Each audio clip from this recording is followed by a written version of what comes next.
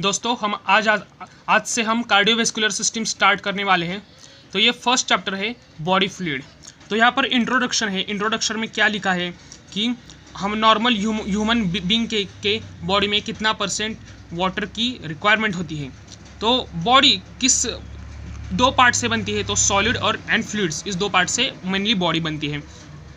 तो वाटर का अमाउंट कितना कितना चाहिए, तो यहाँ पर एक उन्होंने आइडियल केस दे रखा है। अगर 70 kg का आदमी है तो उसे 40 लीटर बॉडी में वाटर का अमाउंट होना ही चाहिए।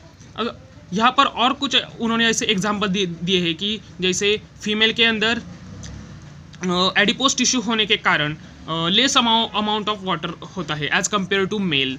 और अगर कोई पतला इंसान है तो उसके अंदर कोई मोटे इंसान के कंपेयर में ज़्यादा वाटर का अमाउंट रहता है। अगर कोई ओल्ड एज आदमी है तो उसके अंदर भी एडिपोज टिश्यू का अमाउंट ज़्यादा होता है और इसकी वजह से वाटर जो होता है वो थोड़ा कम क्वांटिटी में रहता है। और अब आगे देखा है सिग्निफिकेंस ऑफ बॉडी फ्लूइड। मतलब बॉडी फ्लूइड का हमारे बॉडी में मतलब क्या इसका इम्पोर्टेंस क्या है, तो इन होम्योस्टेसिस मतलब हमारे जो बॉडी के अंदर जो सेल्स होते हैं वो एक इंटरनल इन्वायरमेंट के अंदर वो सर्वाइव करते हैं। तो इसकी वजह से उन्हें जो रिक्वायर्ड कंस्टिट्यूएंट होते हैं जैसे glucose, amino acid, lipid, vitamin, oxygen, तो वो प्रोवाइड किए जाते हैं बाय दिस इंटरनल इन्वायरमेंट। तो water not only form major constituent of internal environment but also play important role in homeostasis. तो ये यहाँ पर बात लिखी है। आगे इन ट्रांसपोर्ट मैकेनिज्म में क्या होता है, अगर कोई इंटरनल इन्वायरमेंट में कंसिडर करो कि सेल सर्वाइव कर रही है तो उसे मतलब अलग अलग कंपोनेंट्स चाहिए। तो वो क्या करेगा, वो इंटरनल इन्वायरमेंट में जो भी कुछ है उसी को एब्जॉर्ब करेगा। तो वो एंजाइम, हार्मोन्स, विटामिन, इलेक्ट्रोलाइट्स, इन सभी को एब्जॉर्ब करता है। तो इसलिए वो ट्रांसपोर्ट मैकेनिज्म के लिए भी आता है। और अगर सेल में अगर कोई मतलब उसे नॉन इसेंशियल सब्सटेंस हो तो उसे भी वो रिलीज करता है। तो इसलिए ट्रांसपोर्ट मैकेनिज्म के लिए भी वाटर और बॉडी फ्लूइड का इस्तेमाल होता है। इन मेटाबॉलिक रिएक्शन मतलब क्या, तो सेल के इनसाइड और एक्सटर्नल इन्वायरमेंट में बहुत सारे रिएक्शंस होते हैं और वो इस फ्लूइड के अंदर होते हैं, जैसे कि ग्रोथ हो गया और अदर एक्टिविटीज़ ऑफ सेल हो गई। तो ये सब वाटर के इनसाइड में होता है। तो ये भी बॉडी फ्लूइड का इंपॉर्टेंस है। इन टेक्सचर ऑफ टिश्यू मतलब क्या, तो अगर किसी सेल या टिश्यू में वाटर की क्वांटिटी ज़्यादा है तो वो सेल ऐसा स्वेल हो जाएगा और इसकी वजह से उसे एक शेप आ जाएगा। तो इसीलिए वो टिश्यू जो है वो एक टेक्सचर की तरह भी काम करता है। इन टेम्परेचर रेगुलेशन मतलब अगर कोई टेम्परेचर रेगुलेशन, अगर हमें बॉडी का नॉर्मल टेम्परेचर रखना है तो भी हमारे बॉडी फ्लूइड का वहाँ पर एक वाइटल रोल आता है। आपको पता है, ये हमने 12th में जैसे कि पढ़ा था। अब आगे चलते हैं, देखते हैं compartments of body fluid, distribution of body fluid. Okay, मतलब बॉडी फ्लूइड का डिस्ट्रीब्यूशन कैसा होता है, कौन कौन से अलग अलग पार्ट में बॉडी फ्लूइड होता है, ये हम देखेंगे। तो अगर ये उन्होंने एक आइडियल केस दिया है कि अगर 40 लीटर वाटर है हमारी बॉडी में तो उसका डिस्ट्रीब्यूशन कैसा होगा। उसके मोस्टली 2 पार्ट्स हो जाएंगे। वो 2 पार्ट्स कौन थे, उन्होंने बैक साइड पे दिया है। जैसे कि इंट्रासेल्युलर फ्लूइड और एक्स्ट्रा सेल्युलर फ्लूइड, मतलब सेल के अंदर जो बॉडी फ्लूइड है उसे हम इंट्रासेल्युलर फ्लूइड कहेंगे और सेल के बाहर जो बॉडी फ्लूइड है उसे हम एक्स्ट्रा सेल्युलर फ्लूइड कहेंगे। समझ में आ गई बात। अगर मतलब यहाँ पर उन्होंने वॉल्यूम भी दिया है कि मतलब इंट्रासेल्युलर फ्लूइड होता है उसकी क्वांटिटी थोड़ी ज़्यादा रहती है as compare to extra cellular fluid. Extra cellular fluid जो होता है वो 5 सब यूनिट में डिवाइड होता है। तो कौन कौन से है, interstitial fluid and lymph. Okay, interstitial fluid and lymph. Another है प्लाज्मा, मतलब जो प्लाज्मा फ्लूइड है वो भी एक तरह का एक्स्ट्रा सेल्युलर फ्लूइड ही है। नेक्स्ट आता है फ्लूइड इन बोन, मतलब जो बोन के अंदर बोन मैरो है उसके अंदर भी एक तरह का फ्लूइड रहता है तो वो भी एक्स्ट्रा सेल्युलर फ्लूइड ही कहलाएगा। Fluid in dense connective tissue like cartilage, मतलब कार्टिलेज के अंदर जो फ्लूइड है उसे भी हम एक्स्ट्रा सेल्युलर फ्लूइड कहते हैं। ट्रांससेल्युलर फ्लूइड ये भी एक्स्ट्रा सेल्युलर फ्लूइड में आता है। उसके उन्होंने कुछ ऐसे पार्ट दिए हैं जैसे कि digestive juice, synovial fluid in joints, fluid in urinary tract. Okay, ये तो मतलब आप समझ जाएंगे, ये इजी बात है। अब आगे आता है volume of interstitial fluid is about 12 litre, volume of plasma is about, मतलब यहाँ पर कुछ ऐसे उन्होंने ऐसे वॉल्यूम दे रखे हैं।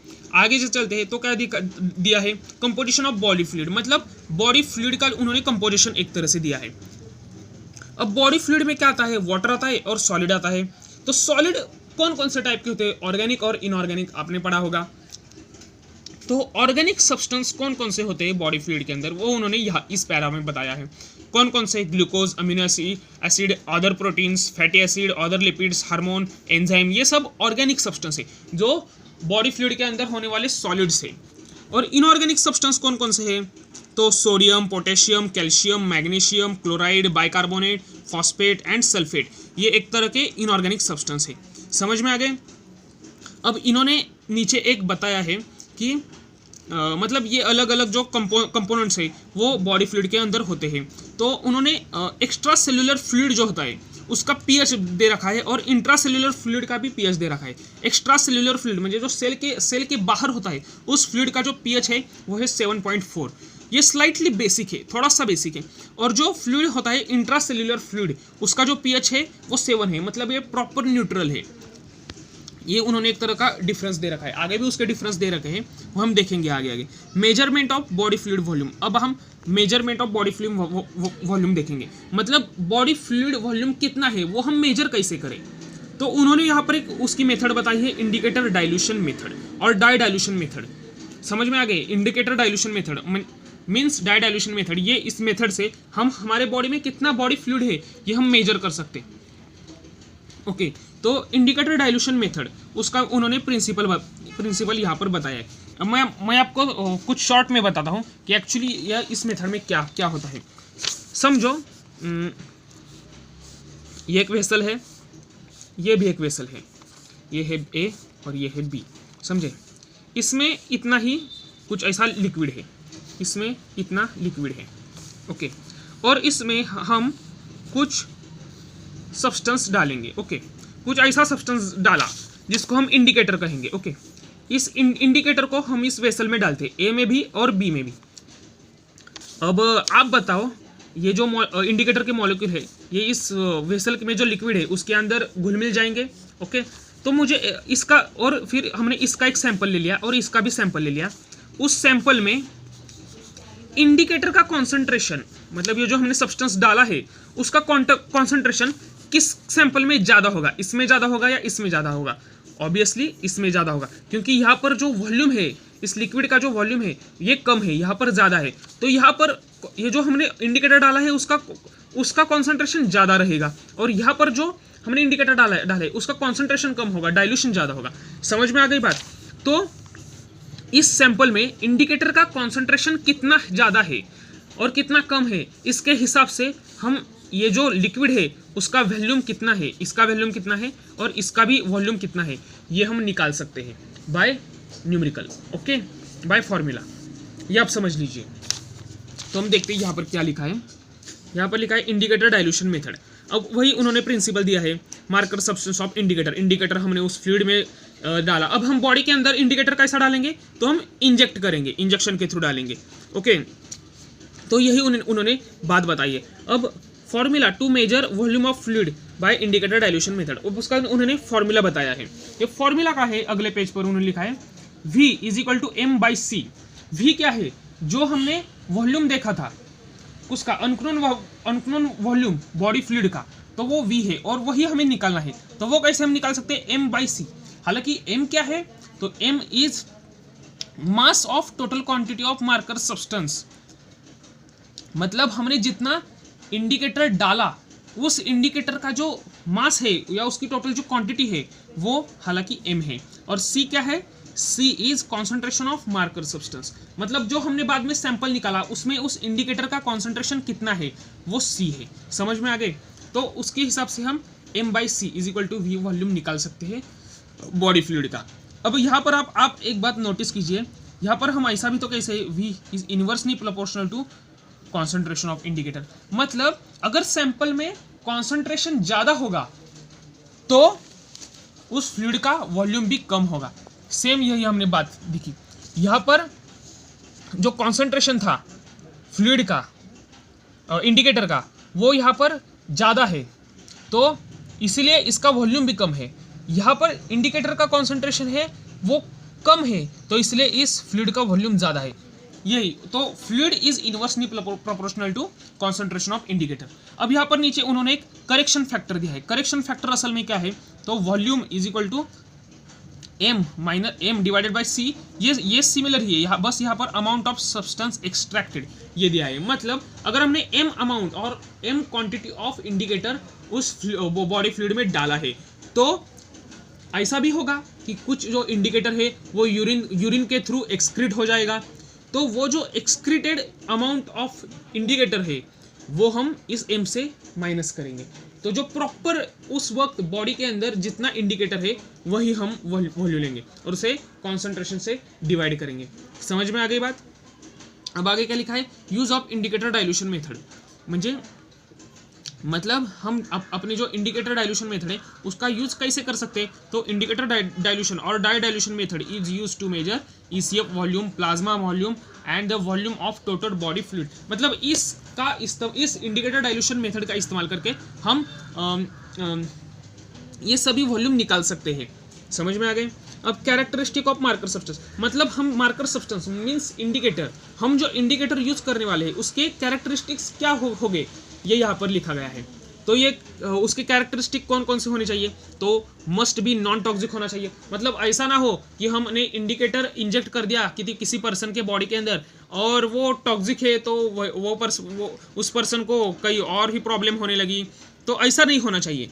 तो इसलिए वो इंडिकेटर है वो मस्ट बी नॉन टॉक्सिक होना चाहिए। आगे must mix with fluid compartment through outly within reasonable time. मतलब अगर एक बार हमने इंडिकेटर को इंजेक्ट कर दिया बॉडी फ्लूइड के अंदर, तो वो कुछ ही वक्त के अंदर मतलब रीजनेबल टाइम के अंदर पूरे बॉडी में मिक्स हो जाना चाहिए। ऐसा नहीं कि आज इंजेक्शन दे दिया और इंडिकेटर कुछ महीनों बाद पूरे बॉडी में मिक्स हो गया है, ऐसा नहीं होना चाहिए। वो जल्दी रीजनेबल टाइम के अंदर होना चाहिए। Should not be extracted rapidly. मतलब हाँ, ऐसा भी नहीं होना चाहिए कि हमने इंडिकेटर इंजेक्ट कर दिया और वो पूरा इंडिकेटर यूरिन के थ्रू एक्सक्रीट हो गया, ऐसा भी नहीं होना चाहिए। वो कुछ वक्त बॉडी के अंदर रहना चाहिए। और ऐसा भी नहीं कि पूरे उस आदमी के बॉडी के अंदर एक बार इंजेक्ट कर दिया तो वो इंडिकेटर पूरे लाइफ टाइम रह चुका है, ऐसा ही भी नहीं होना चाहिए। वो बॉडी से रीजनेबल टाइम के अंदर निकलना भी चाहिए थ्रू यूरिन। समझ गए। Should not change the colour of body fluid, और जो बॉडी फ्लूइड का प्रॉपर कलर है वो भी चेंज नहीं होना चाहिए। Should not alter the volume of body fluid, मतलब वो अगर इंडिकेटर हमने डाला तो बॉडी फ्लूइड का वॉल्यूम भी चेंज नहीं होना चाहिए। Marker substance use to measure fluid compartment, मतलब मार्कर सब्सटेंस जो होता है वो फ्लूइड कंपार्टमेंट्स को मेजर करने के लिए भी हम इस्तेमाल कर सकते हैं। यही तो हम देख रहे हैं। कौन कौन से देख रहे हैं, तो टेबल नंबर 6.2 में दिया है, वो हम बाद में देखेंगे। Measurement of total body water, मतलब अगर हमें हमारे बॉडी के अंदर टोटल बॉडी वाटर कितना है वो अगर मेजर करना है तो हम क्या कर सकते हैं, तो उसका हमें वॉल्यूम निकालना है। तो उसके लिए हम जो इंडिकेटर यूज़ करेंगे वो है डिटेरियम ऑक्साइड और ट्रिटियम ऑक्साइड। ये इंपॉर्टेंट बात है। वो जल्दी से बॉडी के अंदर कुछ ही घंटे के अंदर पूरे बॉडी में मिक्सअप हो जाता है और फिर उसके बाद वो हमें पूरा इजी हो जाता है कि हम टोटल बॉडी वाटर कितना है वो मेजर कर सके।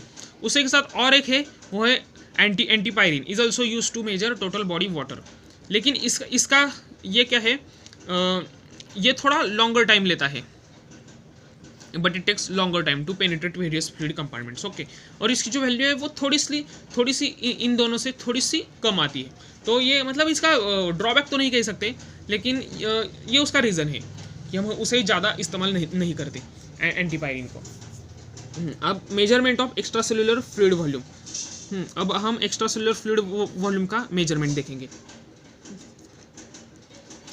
Substance which pass through the capillary membrane, मतलब मेजरमेंट ऑफ एक्स्ट्रा सेलुलर हमको देखना है एक्स्ट्रा सेलुलर फ्लूइड वॉल्यूम जो है उसका मेजरमेंट कितना है। तो वो हम कैसे निकाल सकते हैं, तो यही प्रोसेस है कि हम कुछ इंडिकेटर बॉडी के अंदर इंजेक्ट करें और उसके बाद वो 30 मिनट्स या 1 आवर के अंदर पूरे बॉडी के एक्स्ट्रा सेलुलर फ्लूइड में मिक्स हो जाता है।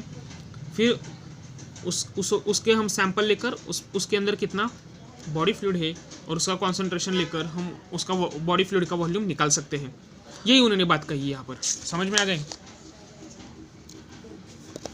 यहाँ पर उन्होंने एक केस दे रखी है, अगर हम जो इंडिकेटर लेने वाले हैं वो 150 होगा mg और लॉस थ्रू यूरिन है वो 10 mg होगा और कॉन्सेंट्रेशन ऑफ सुक्रोज है वो अगर 0.01 mg होगा तो वो कितना आएगा।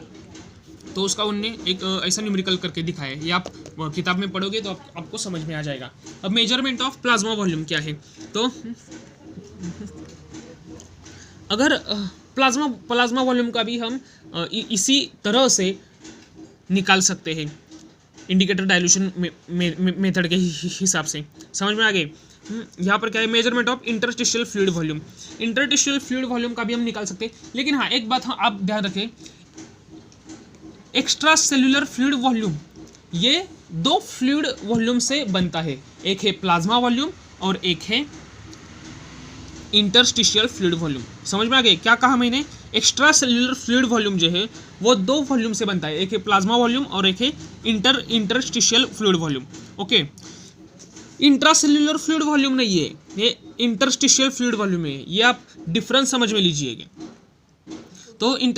तो हम अगर हमें इंटरस्टिशियल फ्लूइड वॉल्यूम निकालना है तो हम क्या करेंगे, तो एक्स्ट्रा सेल्यूलर फ्लूइड वॉल्यूम से वॉल्यूम पहला निकालेंगे और प्लाज्मा वॉल्यूम भी निकालेंगे जो हमने प्रोसेस ऊपर देखी, और एक्स्ट्रा सेल्यूलर फ्लूइड वॉल्यूम से प्लाज्मा वॉल्यूम को माइनस कर देंगे तो हमें मिलेगा इंटरस्टिशियल फ्लूइड वॉल्यूम। समझ गए।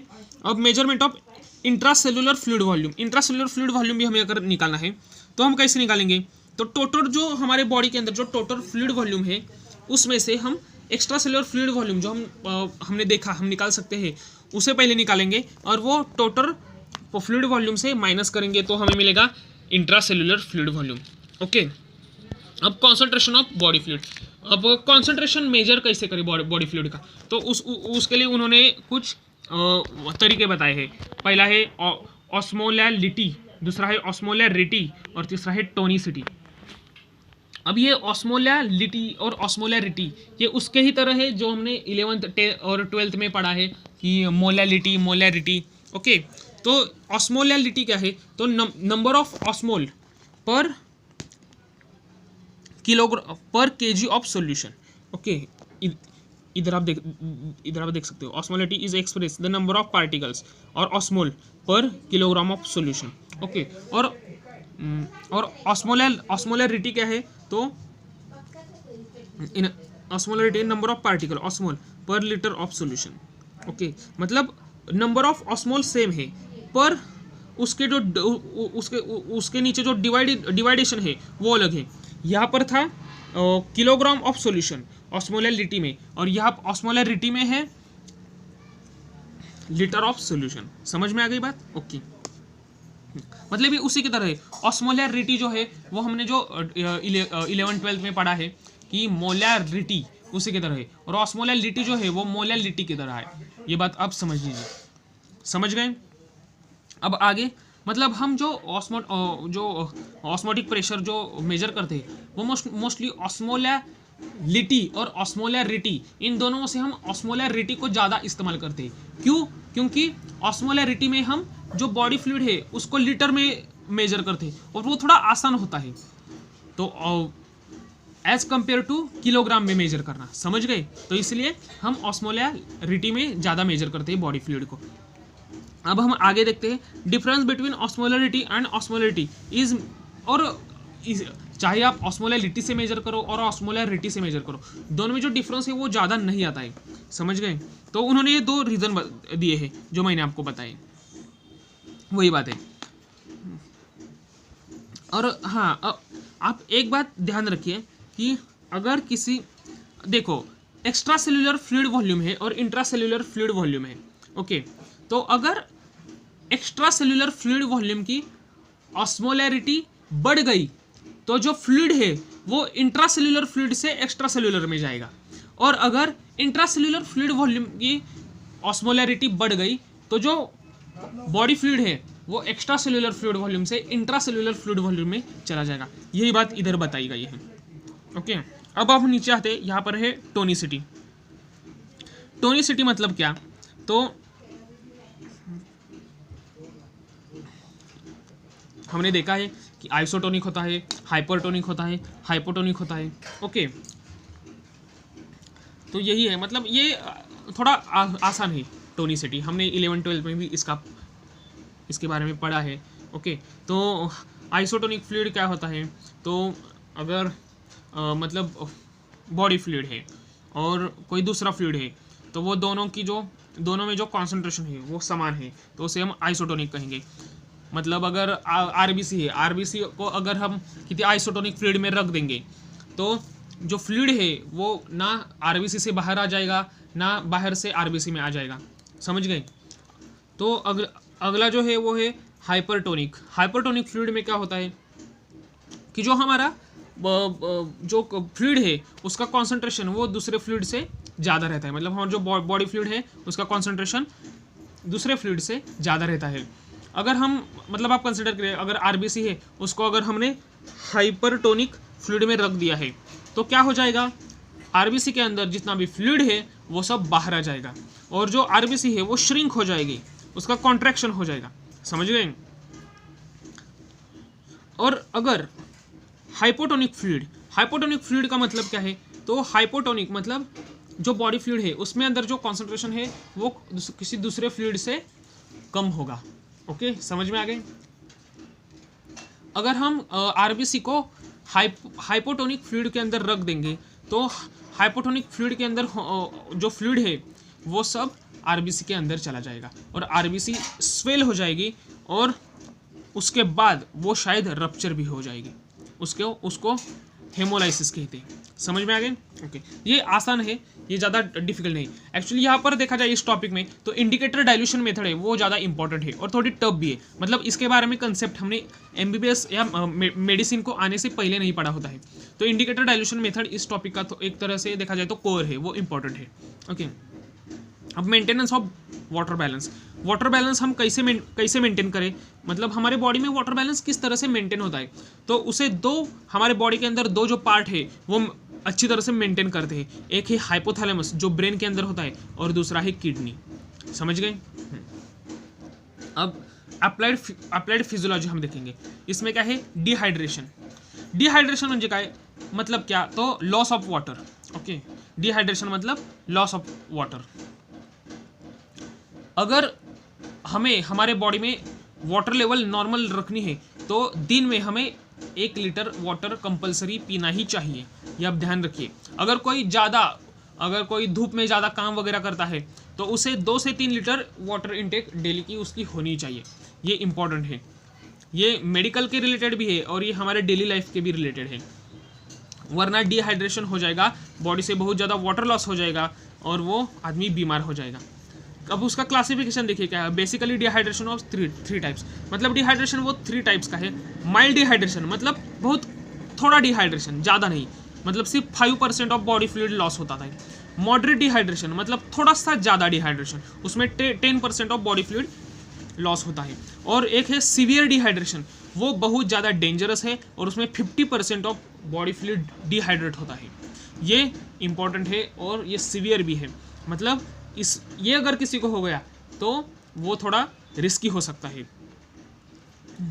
अब on the basis of ratio between water loss and sodium loss dehydration is classified into 3 types. मतलब हमारे बॉडी में बॉडी से वाटर लॉस कितना होता है और सोडियम लॉस कितना होता है, उसका जो रेशो है वो अगर निकालना है तो उसके भी 3 पार्ट्स पड़ते हैं। आइसोटोनिक डिहाइड्रेशन, हाइपरटोनिक डिहाइड्रेशन और hypotonic dehydration.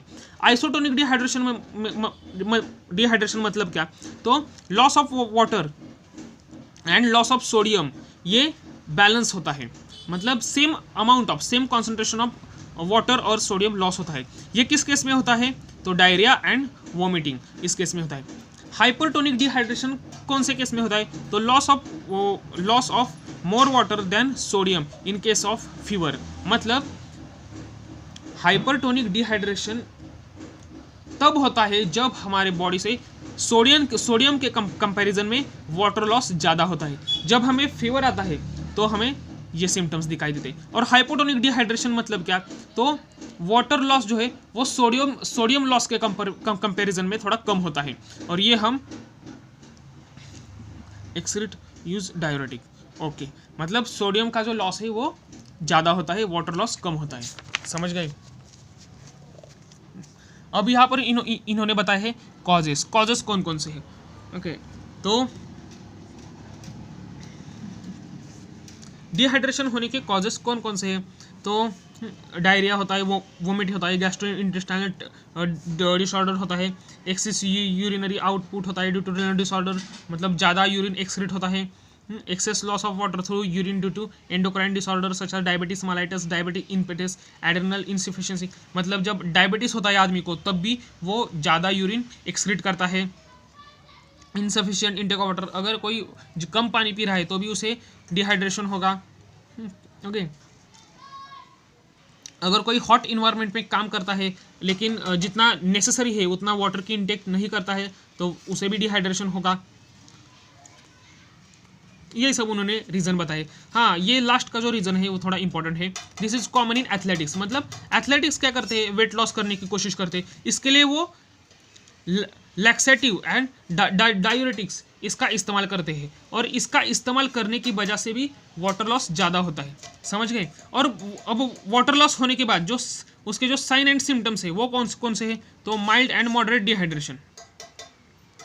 Mild and moderate dehydration जब होता है तो उसके सिम्टम्स कौन से हैं, तो ड्राइनेस ऑफ माउथ सूखा पड़ता है, एक्सेस थ्रस्ट मतलब थ्रस्ट ज़्यादा लगती है, डिक्रीज इन स्वेटिंग स्वेट कम आता है, डिक्रीज इन यूरिन फॉर्मेशन कम आता है, हेडेच सर दर्द होता है, डेजीनेस मतलब चक्री आती है, वीकनेस आता है, क्रैम्प्स आता है, वात आता है हैंड्स में, लेग्स में। ओके, सीवियर डिहाइड्रेशन में कौन कौन से सिम्टम्स दिखाई देते हैं, डिक्रीज इन ब्लड वॉल्यूम मतलब हमारा ब्लड वॉल्यूम कम होता है, decrease cardiac output, low blood pressure भी लो हो जाता है, हाइपोवोलेमिक कार्डियक स्टॉक। ओके, और फेटिंग मतलब हम अनकॉन्शियस हो जाते हैं इस केस में।